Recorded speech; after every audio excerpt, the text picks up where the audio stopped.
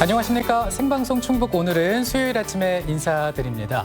오늘은 전설 속의 견우와 직녀가 1년에 딱 한 번 만난다는 칠석입니다. 사실 절기상 이맘때가 되면요. 무더위도 좀 줄고요. 장마도 거치기 마련인데 태풍 프란체스코는 부산에 상륙 후에 소멸을 했고요. 일부 지역에 좀 빗방울만 떨어지고 있는 상황입니다. 네, 태풍이 소멸을 해서 큰 피해 없어서 정말 다행이다는 생각이 듭니다. 네. 사실 칠석날은 비가 내리잖아요. 그렇죠. 견우와 직녀가 만나서 반가움에 비가 내린다고 하는데 자 이렇게 내리는 비를요. 선조들은 칠석물이라고 했고요. 네. 이때쯤에는 호박과 오이가 그렇게 맛있어진다고 합니다. 그래서 우리 선조들은 호박 부침을 만들어서 드시기도 했고요. 네. 또 한 해의 안녕을 기원하기도 했다고 합니다. 네, 그래서 이렇게 좀 비도 오고요. 날도 선선하니까 호박 부침 먹기에 좋은 날이 아닐까 싶은데요.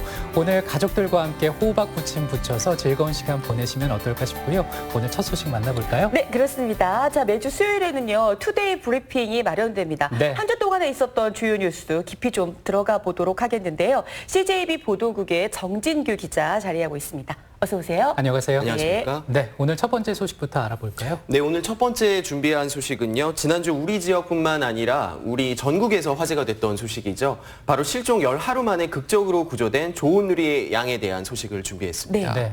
자, 우리 조은누리 양 정말 기적의 생환을 해왔습니다. 네. 소녀가 어떻게 그렇게 잘 버텨주었는지 고맙기도 한데요. 주요 내용은 어떻습니까? 네, 사실 조은누리 양에 대한 실종 신고가 접수된 이후에 이 폭우와 폭염이 이어지면서 이 생존하기 쉽지 않을 것이라는 의견이 지배적이지 않았습니까? 네. 네, 그럼에도 불구하고 실종 10하루 만에 이 무사히 발견된 이 말씀하신 대로 네. 정말 이 기적의 생환이었다고 할 수 있겠습니다. 네, 그럼 먼저 이제 조은누리 양의 수색이 어떻게 진행되는지 그 과정을 다시 한번 좀 짚어볼까요? 네, 조은누리 양은 지난달 23일 조양의 가족과 함께 이 청주 무심천 발원지를 산책하러 떠났습니다. 네, 그런데 벌레가 많다면서 먼저 하산하기로 결정을 했는데요. 네, 하지만 가족들은 먼저 산을 내려간 조양을 찾을 수가 없었고 결국 청주 상당경찰서에 조양의 실종 신고를 접수하게 됩니다. 네, 다음 날 경찰과 소방당국 200여 명과 수색견 그리고 드론 등을 활용한 수색이 진행이 됐는데요. 하지만 조양의 행방은 이날도 확인이 되지 않았고 결국 경찰은 공개 수사로 전환하고 언론과 시중에 실종 전단지 등을 배포하게 됩니다. 이어 조양이 발견된 지난 2일 오후까지 매일 수색이 진행이 됐고요. 경찰과 소방뿐만 아니라 군 장병들과 교육청 직원들, 또 지자체 공무원과 민간단체, 심지어 아동심리 전문가들까지 수색에 동참하기도 했습니다. 네. 정말 많은 분들이 조양의 무사 귀환을 위해서 애를 썼죠. 네. 네, 맞습니다. 이 조양의 수색 작전에 참여한 총 누적 인원이 5,800명이 넘어가니까요. 정말 많은 사람들의 간절한 바람이 만들어낸 기적 같은 생환이라 이렇게 말할 수 있겠습니다. 네, 정말 다행스러운 일이다라는 생각이 드는데요. 근데 이렇게 많은 사람들이 열흘이 넘도록 수색 작업을 벌였는데 10하루가 지나서야 발견이 됐단 말이죠. 이유가 무엇일까요? 네, 조양은 먼저 하산하고 난 뒤에도 가족들이 내려오지 않자 다시 산으로 올라간 걸로 추정이 됩니다. 네. 이 과정에서 조양이 왔던 길을 제대로 따라 올라가지 못한 것으로 보이는데요. 실제 경찰 역시도 이렇게 추정을 하고 있는 그런 상황입니다. 네, 그래서 당초 조양이의 가족들과 헤어진 곳에서부터 굉장히 멀리 있는 곳에서 발견이 된 거군요. 네, 맞습니다. 이 조양은 일행과 헤어진 곳에서 약 직선거리로 1.7km가량 떨어진 야산 외진 곳에서 발견이 됐는데요. 네. 이곳은 청주가 아니라 보은입니다. 쉽게 말해서 산 아래가 아니라 산 정상으로 더 올라갔다 이렇게 이해를 하시면 될 것 같습니다. 이 경찰의 설명을 직접 한번 들어보시죠. 실종자가 하산하다가 무슨 사유에 의해서 산속으로 들어가서 산에서 장시간 헤매지 않았나 그렇게 추정합니다. 네. 그러니까 이제 하산을 했던 네. 조은누리 양이 산을 다시 오르는 과정에서 가족이 있는 곳을 지나쳤고 수색 당국은 산 아래쪽을 중심으로 이제 수색을 벌였기 때문에 구조가 길어졌다 이 뜻이군요. 그렇군요. 네, 맞습니다. 네. 자, 그런데 구조 기간이 길었음에도 우리 조양의 건강 상태가 양호해서 정말 다행이다라는 생각이 들었거든요. 네, 맞습니다. 이 조은누리 양은 지난주 구조된 직후 충북대병원으로 이송이 됐습니다. 이 병원으로 이송된 현장엔 저도 취재를 위해서 나가 있었는데요. 이 구급차에 실려 병원으로 들어오는 조양의 모습을 봤을 때 이 기운은 없어 보였지만 아주 위험하게 보이지는 않았습니다. 실제로 이후 충북대병원이 조양의 건강 상태에 대해서 간략한 브리핑을 했는데 의료진은 열흘이 넘게 조난이 된 아이 치고는 조양의 상태가 비교적 양호했다 이렇게 전했습니다. 네. 이송 당시 혈압이 낮기는 했지만 30여 분간 이 수액을 투여한 결과 이 혈압과 맥박, 체온 등이 모두 안정됐다고 밝혔고요. 특히 조양이 열 하루 만에 발견된 당일에도 이 부모와 대화가 가능할 정도로 의식이 비교적 명료한 상태다 이렇게 전했습니다. 네. 이 사실 열흘이 넘는 기간 동안 뭐 제대로 먹지도 못했을 텐데 어떻게 그럴 수 있었을까요?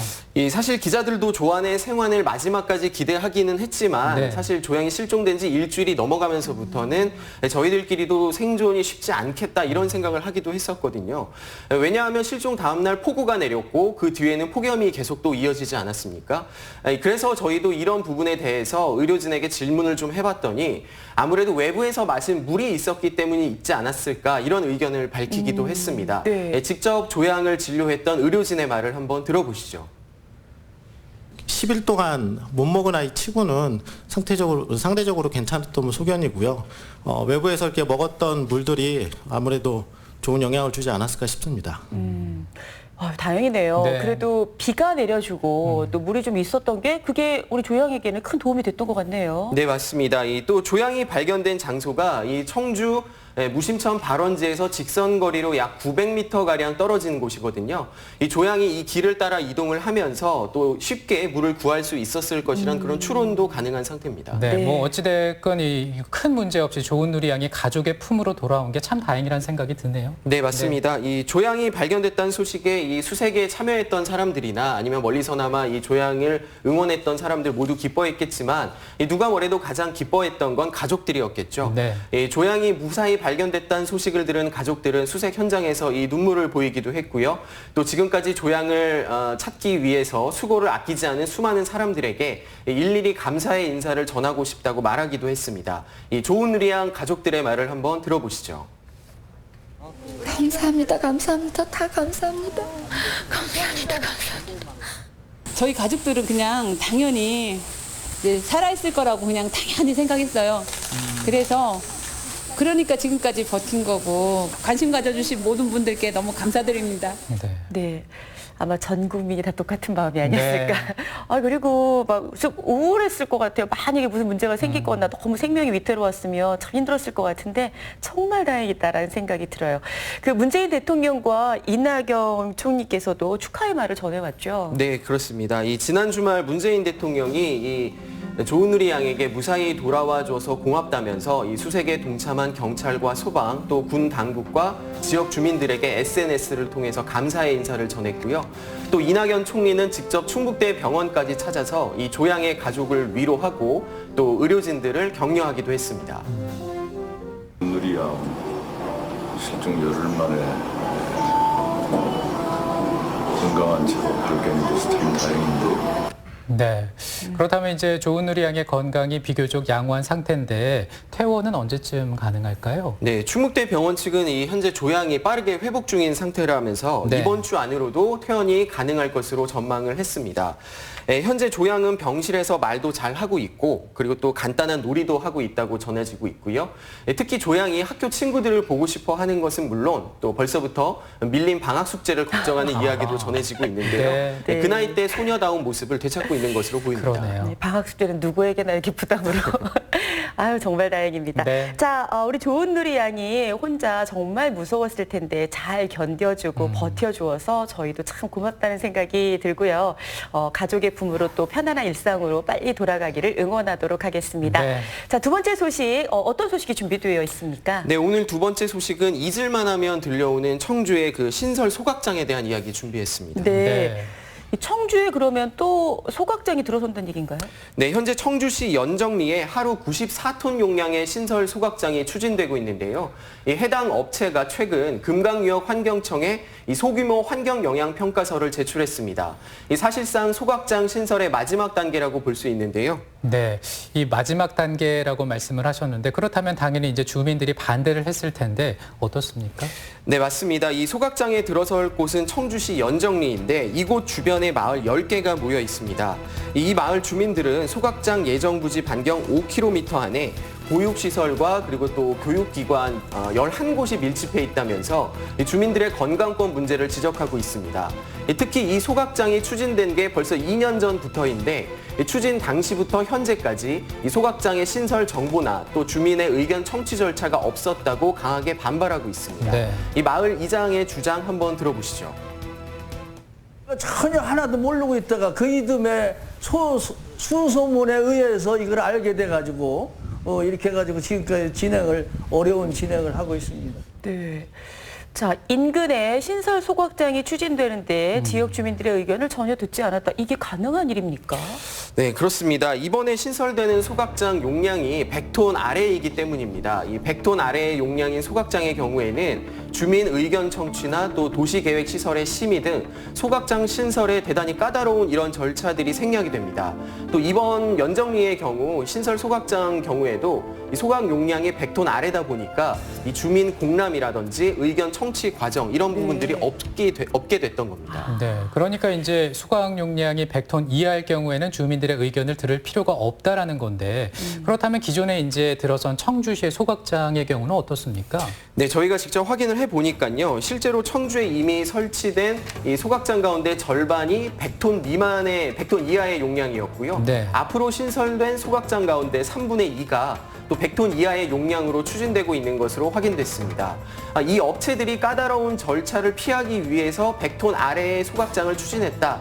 이렇게 단언할 수는 없겠지만 결국 100톤 밑의 용량이었기 때문에 주민 의견 청취와 같은 까다로운 행정 절차를 피할 수 있었다. 이렇게는 말할 수 있겠죠. 네. 아니, 근데 이런 식으로 한다면은요, 어느 지역이든지 100톤 이하로 설치를 함으로써 주민들의 청취 의견을 피해갈 수 있다는 얘기가 될 텐데요. 그럼 앞으로 또 이런 일이 계속 반복될 수 있다는 얘기입니까? 네, 정말 큰 문제죠. 네. 네, 게다가 이런 경우에는 또 지역 주민들에게 제대로 된 환경 정보들이 전달되지 않는다는 문제들도 또 있습니다. 네, 그러니까 소각장에 들어서는 곳 주민들은 정작 소각장 추진 과정이 어떻게 되고 있는지 또 얼마나 우리 지역에 유해한지 이런 정보들을 전혀 알 수가 없다는 겁니다. 실제로 이번에 신설 추진되는 청주 연정리 주민들이 그랬는데요. 이와 관련한 청주시의회 이영신 의원의 말을 한번 들어보시죠. 소각시설이 추진되고 있는지, 소각시설 때문에 주민들이 어떤 영향을 받는지에 대해서 정보가 제공이 된 게 없더라고요. 그러면은 이제 어떻게 해야 되는가 이런 생각이 드는데 주민들의 의견을 들을 필요도 없고 청주시에 또 이 소각장이 신설이 되는 걸 그냥 지켜봐야 되는 상황입니까? 네, 앞서 서두에 제가 소각장 업체에서 소규모 환경영향평가서를 금강유역 환경청에 제출했다고 말씀드리지 않았습니까? 네. 이 금강유역 환경청에서 이 평가서를 동의를 해주면 이 행정 절차상 청주시로서는 대응할 수 있는 방법이 없는 게 현실입니다. 이 상황이 이렇다 보니까 결국 청주시 의회에서 나섰는데요. 시의회 미세먼지 특별위원회가 금강유역 환경청장을 면담을 하고 앞서 말씀드린 업체의 환경영향평가서를 부동의하라고 압박하고 나섰습니다. 네. 자, 지금 이 시점에서 청주시 의원이 좀 나섰다는 이야기가 있던데 이건 어떤 내용인가요? 네, 청주시의회 미세먼지 특위는 이 지난주 금강유역 환경청장을 만난 자리에서 청주에 신설 추진되는 소각장에 대한 깊은 우려를 전달했습니다. 이 소각장 업체가 제출한 환경영향평가서를 직접 분석을 해보니까 발암 물질인 육가크롬이 기준치의 5.3배, 또 카드뮴도 2.5배를 초과 배출할 것으로 예상이 된다면서 네. 이 금강청에서 반드시 업체가 제출한 이 환경영향평가서에 부동의를 해야 한다고 압박했습니다. 이미 많이 보도가 돼서 잘 아시겠지만 이 대한민국에서 청주시가 차지하는 인구수 비율이 불과 1.6% 정도인데요. 이런 청주에서 전국의 폐기물 소각량 가운데 18%가 퇴어지고 있는 상황입니다. 청주시 의원들은 이런 심각한 상황을 거론하면서 또다시 청주에 신설 소각장이 들어온다는 게 상식선에서 말이 되지 않는다 이렇게 주장을 하기도 했습니다. 네. 네. 그렇군요. 네. 자, 이렇게 되면은요, 이런 주장들에 대해서 금강유역 환경청의 그 입장은 어떤 겁니까? 네. 네, 김승희 금강유역 환경청장은 이 청주 시민들의 이런 우려를 잘 알고 있다면서 네. 이 해당 업체의 환경영향 평가는 이 전문가들과 함께 내부 검토를 통해서 이루어질 것이라고 선을 그었습니다. 네. 직접 한번 청주시의 들어보시죠. 현재의 현황들을 꼭 그것을 염두해서 어쨌든 그거에 기반한 이러한 그 환경영향 평가를 좀 더 세밀하게. 네, 그러면 이제 이런 주장에 대해서 금강유역 환경청은 어떤 입장을 나타내고 있습니까? 네, 아무래도 아까 말씀드린 대로 이 전문가들과 함께 검토를 이루어질 내용이라는데 앞서 좀 VCR이 저희가 조금 잘못 나갔는데 다시 한번 좀 들어보시죠. 네. 김승희 환경청장의 이야기를 좀 들어보겠습니다. 최종적인 판단은 저희는 어쨌든 그 데이터하고 그 나온 그 제시한 대안들이 정말로 충분한지 아니면은 그걸로 미흡한지. 네. 자, 이제 얘기를 들어보니까 청주시 의회 의원들의 압박에도 뭐 이렇다 저렇다 명확한 답변을 주지 못한 것 같네요. 네, 그렇습니다. 하지만 이 청주에서 가장 큰 환경 이슈로 부각이 되고 있는 게 이제 폐기물 소각장 아니겠습니까? 그만큼 청주 시민과 의회에서도 이 문제에 대해 집중을 하고 있고요. 이 때문에 금강유역 환경청에서도 부담을 느끼고 있다는 것이 인식이 우세합니다. 네, 앞으로도 이 문제가 어떻게 될지 좀 지켜봐야 되겠는데요. 후속 취재 좀 부탁드립니다. 지금까지 CJB 보도국의 정진규 기자와 함께 투데이 브리핑 해봤습니다. 고맙습니다. 네, 수고하셨습니다.